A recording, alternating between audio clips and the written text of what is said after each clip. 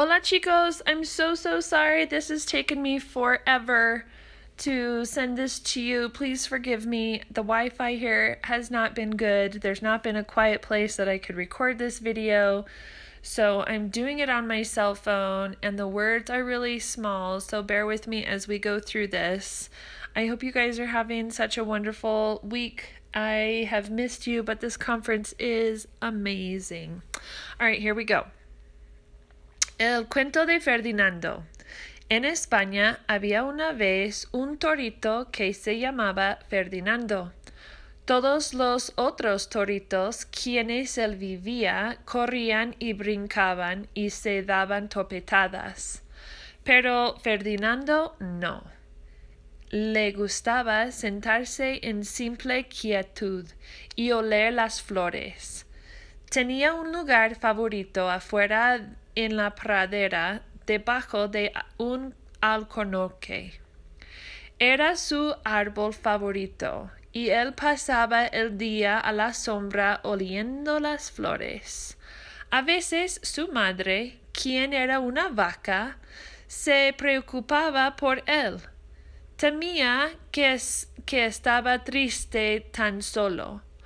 ¿Por qué no corres y juegas con los otros toritos? ¿Por qué no saltas y topeteas la cabeza? Le decía. Pero Ferdinando respondía, moviendo negativamente la cabeza. Prefiero quedarme aquí donde puedo sentirme en simple quietud y oler las flores. So up here, sorry, I should have just gone paragraph by paragraph. In Spain, once upon a time, there was a little bull whose name was Ferdinando. All the other little bulls who he lived with ran and jumped and used to butt heads, but not Ferdinando. He liked to sit in this simple quietness, smelling the flowers. He had a favorite place outside of the not the farm, but like the farm. We'll just say the farm because I can't think of the word off the top of my head. Underneath of a cork tree.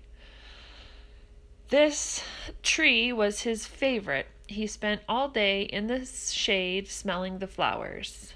Sometimes his mother, who was a cow, worried about him. She was scared that he was all alone. She asked him, "Why don't you run and play with the other little bulls? Why don't you jump and butt heads?" she asked. But Ferdinand responded, moving his head slowly back and forth. "I prefer to stay here where I can sit in this simple quietness smelling the flowers." Su madre se dio cuenta de que él no estaba triste, y como era una madre entendido, aunque era una vaca, le dejó sentado y muy contento. A medida que pasaban los años, Ferdinando crecía y crecía, hasta que se volvía muy grande y fuerte. So his mother realized that he wasn't sad. And as she was an understanding mother, even though she was a cow, she just let him be very content. So over the years, Ferdinand grew and grew until he became very big and very strong. Todos los otros toros, quienes habían crecido en la misma pradera, con él se peleaba entre ellos. Todo el día se topeteaban unos a otros y se hincaban los cuernos. Lo que más deseaban era ser escogidos para pelear las corridas de toros de Madrid. Pero Ferdinando no. Todavía le gustaba sentarse en simple quietud bajo el cornoque y oler las flores. So, all the other bulls who he grew up with in this same farm with him, they used to fight with each other and they spent all day headbutting each other and jumping and, doing their bull things. And the thing that they all desired the most was to be chosen to fight in the bullfights in Madrid, but not Ferdinand. He wanted to stay. He liked to stay sitting underneath the oak tree in the simple quietness, smelling the flowers. Un día llegaron 5 hombres con sombreros muy cómicos para escoger el toro más fiero, para pelear en las corridas de toros de Madrid. Todos los otros toros corrieron en torno bufando y topeteando, saltando, brincando, para que los hombres creyeron que eran muy, muy fuertes y feroces y los escogieron. Ferdinando sabía que no iba a escogerle y no le importaba. Por lo tanto, él se fue a su alcornoque favorito para sentarse. No miró donde se sentaba y en vez de sentarse sobre la hierba tierna y fresca, se sentó sobre un abejarón. Pues bien, si tú fueras un abejarón y un toro se te sentará encima, ¿qué harías? Le picarías, ¿verdad? Y eso fue exactamente lo que hizo este abejarón a Ferdinando. ¡Caramba! ¡Qué dolor!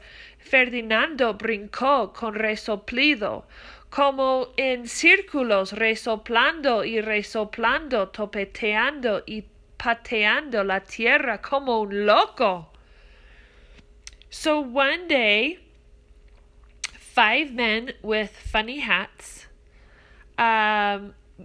arrived to choose the most ferocious bull to fight in the bullfights in Madrid. The other bulls ran and butted heads and snorted and jumped and wanted the men to believe that they were the most strong, the most ferocious, and they would be picked. But Ferdinand knew that they were not going to pick him, and it didn't matter. He went to his favorite oak tree or cork tree and sat, but he didn't watch where he was sitting. And instead of sitting on soft, nice grass, he sat on top of a bee. Well, if you sat on top of a bee, what do you think would happen? Or I should say, if there was a bee and a bull sat on top of it, what would happen? Well, he would be stung, right? Yes, this is exactly what had happened with the bee and Ferdinand. Oh gosh, how painful. Ferdinand jumped and with snorting and with fury, he ran in circles, snorting and headbutting and jumping and like he was crazy. Oh, that's not what I wanted to do. Hold on. Gotta find where I go to the next page. Hold on. Okay, let's see here. Los 5 hombres le vieron y gritaron de júbilo. Aquí estaba el toro más grande y más feroz de todos, exactamente lo único para las corridas de toros de Madrid. Y se lo llevaron en una carreta para el día de la corrida. ¿Qué día fue ese? Flotaban las banderas, tocaban las bandas, y todas las bellas señoras y señoritas tenían flores en el cabello. So the 5 men saw him and screamed with delight that they found the most ferocious, the biggest bull. This is exactly what the best thing for the bullfights in Madrid. So they brought him in a little cart on the day of the fight. What a day that was. The flags flew and the bands played and all the beautiful women had flowers in their hair. En la plaza de toros tuvo lugar una procesión. Primero vinieron los banderillos, llevando largos y agudos afilares adornados con listones que se disponían a clavar el toro para enfurecerse. Después vinieron los picadores, que montaban a caballos flacos y tenían largas lanzas para clavar el toro y enfurecerse más. Luego vino el matador, quien era el más arrogante de todos. Se creían muy guapo y saludó a los señores y señoritas. Tenían una capa roja y una espada y era él que daría dar al toro a estocada final. En fin vino el toro que sabes cuál era, ¿verdad? Ferdinando. Le llamaron Ferdinando el Feroz y todos los banderilleros le temían y los picadores le temían y el matador estaba paralizando de miedo. Ferdinando corría al centro de la arena y todos gritaron y palmotearon porque creyeron que iba a pelear fieramente, a tropetear y a resoplar y a hincar los cuernos en sus adversarios. Pero Ferdinando no. Cuando llegó al centro de la arena y vio las flores y las hermosas damas tenían en el cabello, todo lo que hizo fue sentarse en quietud y olerlas. Por más que le acosaron, no quiso combatir ni ser feroz. Se quedó sentado oliendo las flores y los banderilleros estaban furiosos y los picadores estaban más furiosos y el matador estaba tan furioso que lloró porque no pudo hacer alarde con su capa y su espada. Por lo tanto tuvieron que llevar a Ferdinando a casa. Y según lo que sé, si allí está sentado todavía debajo de su alcornoque favorito, oliendo las flores en simple quietud. Es muy feliz. El fin. So I think I just got a little carried away because I thought my roommate was coming in and I just wanted to get this done. So now in English from the top up here. So the 5 men came, he got into the cart. It was a great day. In the bull ring, there was a parade. First came the banderilleros, carrying long, sharp razors, or sticks, I should say, with little razors on them, adorned with ribbons that are stuck into the bull to infuriate him.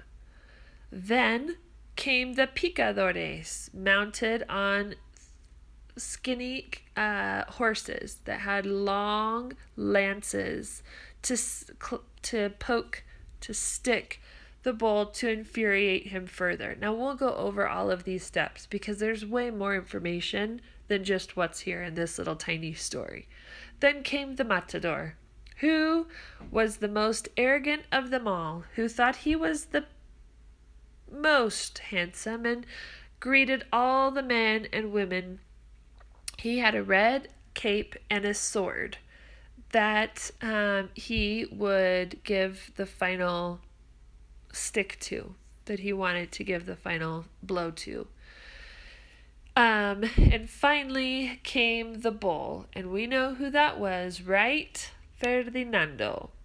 They called him Ferdinand the Ferocious, and all of the banderilleros were afraid. The picadores were afraid, and the matador was paralyzed in fear.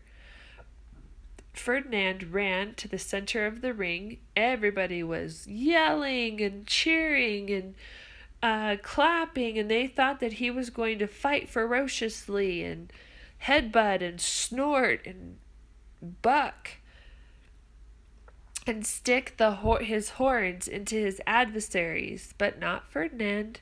When he got to the middle of the arena, he saw the flowers from the women that had been in their hair.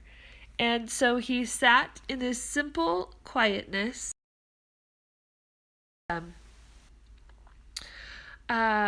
So he couldn't be, bullied into becoming ferocious. He just wanted to sit and smell the flowers. Nothing the bullfighter did made him angry.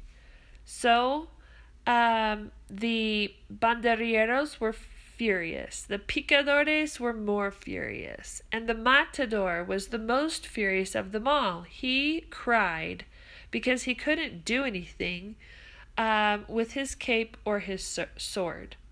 So they took Ferdinando back home, and finally he was now sitting underneath of his favorite cork tree, smelling the flowers in his simple quietness.